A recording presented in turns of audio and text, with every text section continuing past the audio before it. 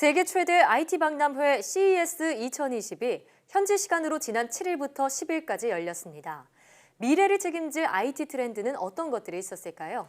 오늘 스마트 라이프에서는 CES 2020에 대해 이야기해 보도록 하겠습니다. IT 칼럼니스트 이효훈 씨 나와 계십니다. 안녕하세요. 안녕하세요. 저 이번에 한국 기업의 참여가 정말 엄청났다고 들었는데, 네, 일단 이번 CES 2020의 규모가 전 세계 161개국에서 4,500여 개 기업 그리고 18만 명이 참가를 했다고 들었습니다. 그런데 네, 올해는 우리나라가 미국, 중국에 이어서 규모 면에서 3위를 차지했다고 하더라고요. 네, 그렇습니다. 사실 좀 농담이긴 한데요. 걷다가 부딪히면은 죄송합니다라고 인사해도 됐을 정도로 한국말로요. 그만큼 이제 많은 분들이 참가했다라고 하는데요. 네. 실제로 이번 CES 2020에는 전년 대비 92개 업체가 늘어나 약 390여 개의 한국 기업들이 참가했다라고 합니다. 네. 이전까지만 해도 이 300개 사가 좀 안 됐었기 때문에 정말로 숫자가 확 늘어난 거죠. 그렇네요. 앞으로 계속 우리나라 기업들 참여하려는 기업들이 더 늘지 않을까 싶습니다. 그만큼 기술력이 세계적으로도 인정받고 발전하고 있다고 볼 수 있을 텐데요. 그런데 관람객은요 무려 170만 명 이상이었다고 들었어요. 이렇게 많은 분들이 CES 2020에 관심을 갖고 찾아오시는 이유는 뭐였을까요? 크게 보면은 이제 두려움과 어떤 두근거림 이 두 가지라고 생각을 합니다. 일단 CES가 한 해 가장 먼저 열린 행사잖아요. 그래서 그의 트렌드를 전망하기에 좋습니다. 여기서 나온 것들이 올 한 해를 이끌어 가겠구나 하고 알 수 있는 설렘이 있고요. 또 요즘 큰 변화가 많이 일어나고 있는데요. 이 변화가 있는 건 알겠는데 뭔가 좀 막연하다, 그림이 그려지지 않는다 이렇게 생각하시는 분들이 굉장히 많이 계시거든요. 이런 분들이 거기 가서 구체적으로 뭐가 어떻게 진행되고 있는지 또 이 손에 잡히는 뭔가를 좀 한번 만져보고 싶어서 가시는 분들이 많이 계십니다. 네. 두근거림과 두려움 정말 적절한 표현이 아닌가 이렇게 생각이 드는데요.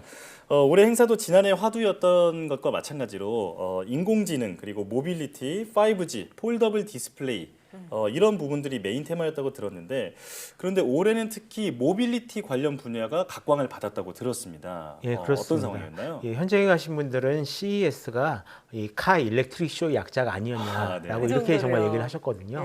그만큼 정말로 많은 이 모빌리티 관련 제품과 서비스가 발표됐는데요. 특히 아니 이 회사가 이런 걸 해? 라는 생각이 들 정도로 이 산업 간 경계가 무너지는 걸 좀 볼 수가 있었습니다. 예를 들어서 이번에 소니에선 이 전기 자율주행 컨셉트카 비전 S를 이제 공개를 했는데요. 소니가 국제 연시회에 자동차를 선보인 것은 이번이 처음입니다.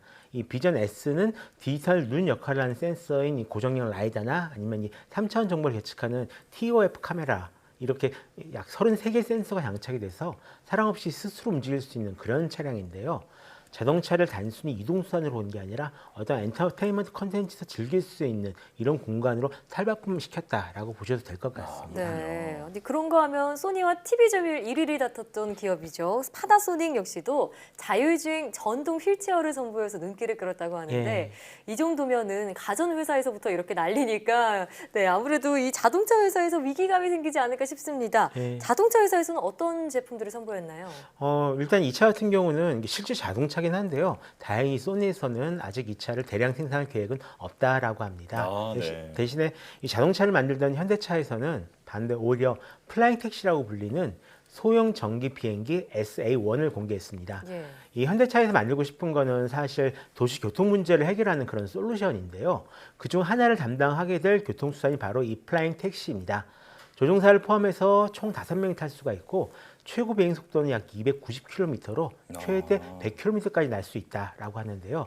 단순 계산으로는 서울역에서 잠실역까지 17km를 약 3분 30초 만에 도착할 수 있는 그런 속도입니다. 그렇네요. 또 도요타에서는요? 도요타에서는 이 미래 도시에 대한 청사진을 좀 내놨는데요. 자율주행차가 다닐 수 있는 도시를 짓겠다라고 했습니다. 이상적인 미래 교통 솔루션을 시험해 볼 수 있는 이름이 이제 우븐시티라는 곳인데요. 실제로 연구원과 주민 등 약 2,000여 명이 같이 살 수가 있고요. 인공지능, 사물 인터넷, 로봇 등 최신 기술이 서로 이제 상호작용하는 그런 약간 똑똑한 도시가 될 거다라고 합니다. 정리를 하자면 가전제품을 만들던 회사는 자동차를 만들고요.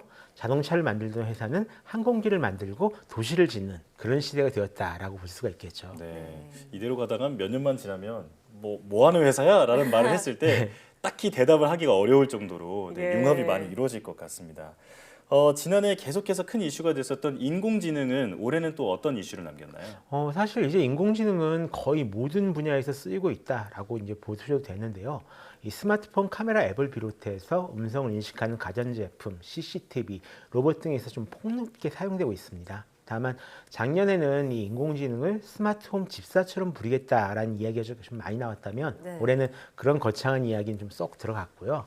대신 앞으로 AI 가전이 어떤 방향으로 발전해야 하는지 그에 관한 이야기가 좀 많이 나왔는데요. 네. 저는 이걸 기술이 기능이 되었다라고 얘기를 합니다. 예. 작년까지는 이런 인공지능이 이런저런 일을 할 수 있어요 라고 이제 말을 했다면 올해부터는 그냥 AI가 들어간 세탁기가 알아서 옷감을 파악해서 세탁 코스를 선택을 해주거나 네. TV 화질을 개선해주거나 하는 거죠. 그러니까 이용자가 뭔가를 비울 필요 없이 그냥 커피 한 잔 줘, 국수 끓여줘 하면 로봇이 알아서 만들어주는 이런 개념으로 바뀌어가고 있습니다. 네. 네. 올해 CES 슬로건인 인공지능을 우리의 일상으로 이것도 일맥상통한 현상이라고 볼 수 네. 있을 텐데요.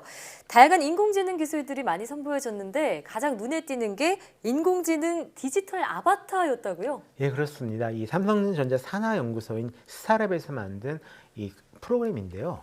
가상인간 또는 디지털 아바타 프로그램입니다. 사람과 굉장히 비슷한 모습을 하고 있고 사람처럼 감정을 표현하고 대화를 나눌 수 있다라고 해서 화제를 모았는데요. 네. 사실 메인 스테이지를 제외하면 가장 많은 사람이 찾은 그런 부스였을 겁니다. 예.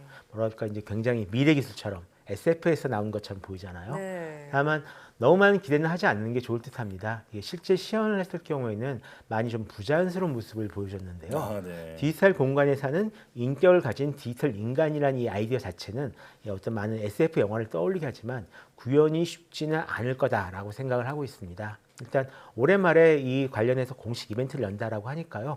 그때까지 한번 쭉 좀 조용히 지켜볼 필요가 있을 것 같습니다. 네.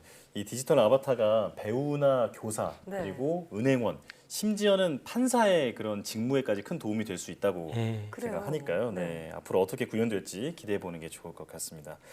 그런데 모빌리티나 인공지능뿐만 아니라 8K TV나 예. 그 디스플레이 노트북 접히는 디스플레이 노트북도 많이 발표가 됐다고 했는데 예. 네, 어떤 건가요? 이 이제 스마트폰에 이어서 노트북 디스플레이도 접히기 시작했습니다. 네. 이 레노버 싱크패드 X1 폴드를 비롯해서 호슈슈 밴드나 델 오리 같은 제품들 그런 제품인데요. 굳이 따지자면 태블릿 PC형 노트북 컴퓨터인데 화면을 반쯤 접어서 그 위에 이제 키보드를 올려놓고 쓰거나 아니면 그냥 화면만 접었다 뗐다 하면 폈다 하면서 쓸 수 있는 그런 제품이기도 합니다. 네. 이게 일단은 프로토타입이고 일부 제품은 올해 안에 출시될 예정이다라고 하는데요. 앞으로 몇 년간은 이런 폴더블 디스플레이를 채택한 제품을 좀 많이 볼 수 있을 전망입니다. 네. 또 이 폴더블은 아니지만 커브드 모니터도 많이 출시가 됐는데요. 삼성이나 LG에서는 게이밍 모니터를 좀 많이 선보였습니다. 이 게이밍 모니터 같은 경우는 안쪽으로 흰 원형 커브드인 경우가 굉장히 많은데요. 몰입감을 높이고 모니터 위치에 상관없이 눈과 거리를 동일하게 만들어 피로도를 줄일 수 있다라고 합니다. 그렇군요. 그리고 사실 이게 TV가 같은 경우가 CES의 진짜 메인 제품이거든요. 그렇죠. 가전이니까요. 예, 완전히 메인인데 사실 확 달라진 모습을 보여주거나 그러지는 좀 못했습니다. 그래요. 다만 다른 해에 비해서 성능이 개선되고 가격이 점점 내려가고 있고요. 작년에 선보였던 롤러블이나 이 마이크로 LED TV를 올해는 드디어 구입할 수가 있을 전망입니다. 아, 네. 그렇군요. 이번에 그 공개된 기술들이 모두 상용화가 된다면 네. 우리 삶이 얼마나 달라질지 상상을 하기도 좀 어려운 것 같은데요. 네. 아까 전에 서두에 말씀하신 것처럼 두근거림과 두려움이 공존했던 올해 CES 2022 아니었나 생각이 듭니다. 네. 네, 오늘 말씀 잘 들었습니다.